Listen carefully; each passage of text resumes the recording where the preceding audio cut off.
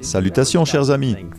Avez-vous déjà pensé que si nous pouvons aujourd'hui tenir la Bible dans nos mains et la lire dans notre propre langue, c'est grâce aux grands sacrifices consentis par les croyants du passé? Alors que les Écritures étaient interdites par l'Église romaine, les réformateurs n'ont pas pu s'arrêter avant d'avoir, par la puissance de Dieu, rendu la Bible accessible aux gens dans leur langue courante.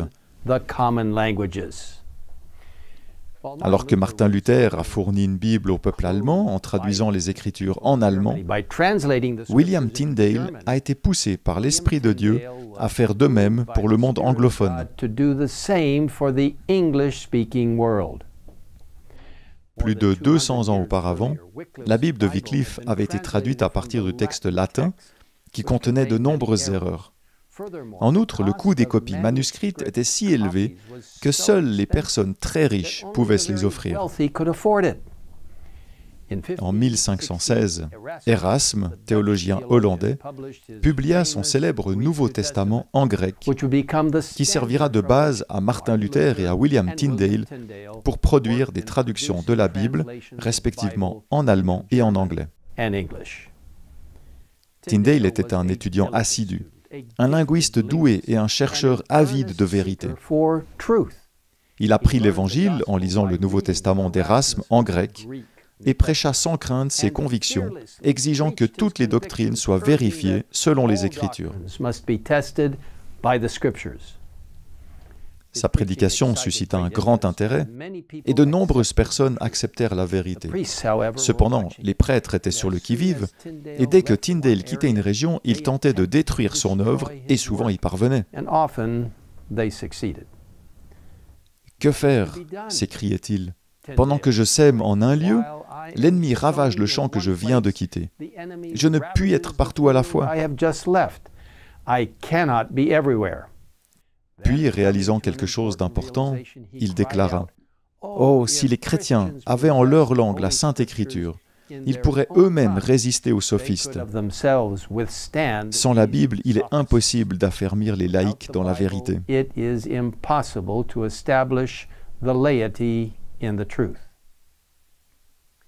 À partir de ce moment, Tyndale s'engagea à traduire les Écritures en anglais.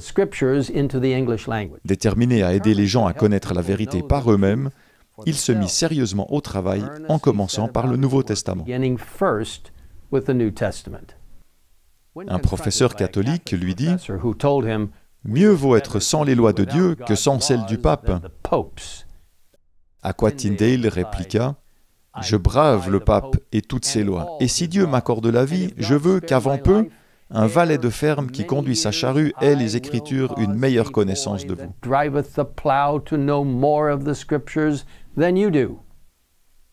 Contraint par la persécution de quitter son domicile, Tyndale se rendit quelque temps à Londres, où il poursuivit sa mission. Mais la violence l'obligea à nouveau à fuir, cette fois en Allemagne. Et là, malgré les difficultés, il acheva la traduction anglaise du Nouveau Testament et, en 1525, tenta de l'imprimer à Cologne.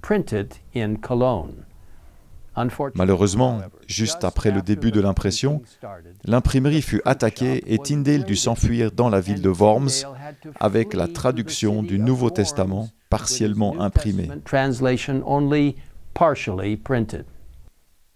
N'étant pas du genre à abandonner facilement, en 1526, Tyndale publia 3000 exemplaires d'une nouvelle édition du Nouveau Testament. Ces précieux exemplaires furent introduits clandestinement en Angleterre et se répandirent rapidement dans tout le pays. Pour tenter d'enrayer cette propagation, l'évêque de Durham acheta tout le stock de Bibles à un libraire avec l'intention de les détruire. Cependant, au lieu de faire du mal, l'argent de l'évêque fut utilisé pour acheter du matériel pour produire une nouvelle et meilleure édition de la Bible de Tyndale. Tyndale s'installa en Belgique, où il travailla à la traduction de l'Ancien Testament en anglais. Malheureusement, il fut trahi par un soi-disant ami qui le livra aux autorités. Emmené dans une prison froide et sombre dans un château de Bruxelles, il y passa les 16 derniers mois de sa vie. Même dans cet endroit lugubre, Tyndale supplia qu'on lui fournisse une Bible en hébreu afin de continuer à traduire l'Ancien Testament en anglais. William Tyndale fut jugé pour hérésie, reconnu coupable et condamné au bûcher. Au début octobre 1536, ce grand homme de Dieu fut conduit au bûcher, où il fut d'abord étranglé à mort et où son corps fut ensuite brûlé. Ses dernières paroles furent claires et nettes.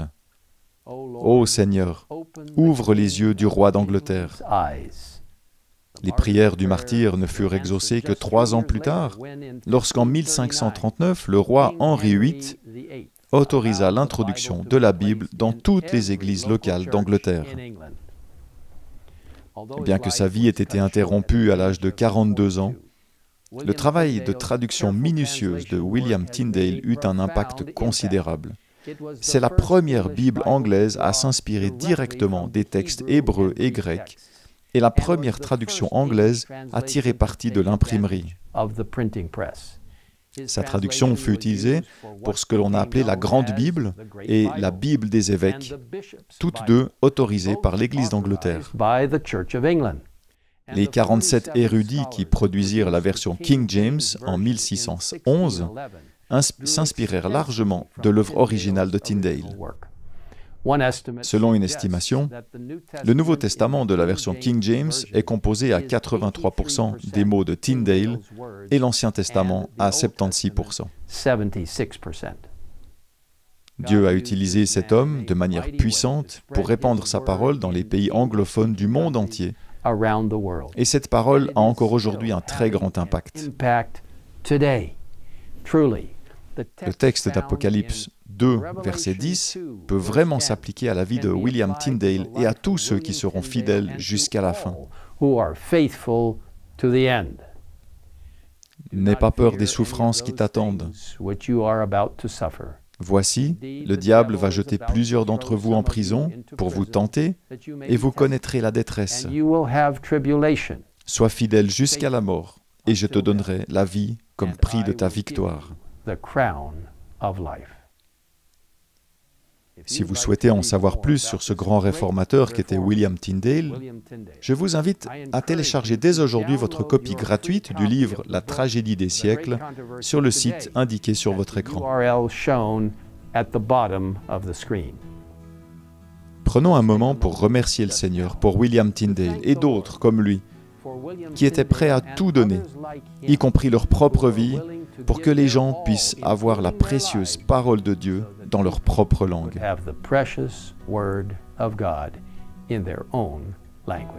Prions. Père Céleste, merci d'avoir inspiré tant de personnes dévouées à trouver la vérité telle qu'elle est en Jésus, dans la Sainte Parole, qui est la parole écrite, pointant vers la parole vivante, Jésus-Christ. Seigneur, merci d'avoir inspiré des personnes comme William Tyndale et tant d'autres à défendre fermement la vérité biblique, même au prix de leur propre vie. Aide-nous à lire la Bible, à vivre les principes que nous y lisons par la puissance du Saint-Esprit et à partager cette précieuse parole avec d'autres. Merci de nous écouter. Nous te le demandons au nom de Jésus. Amen.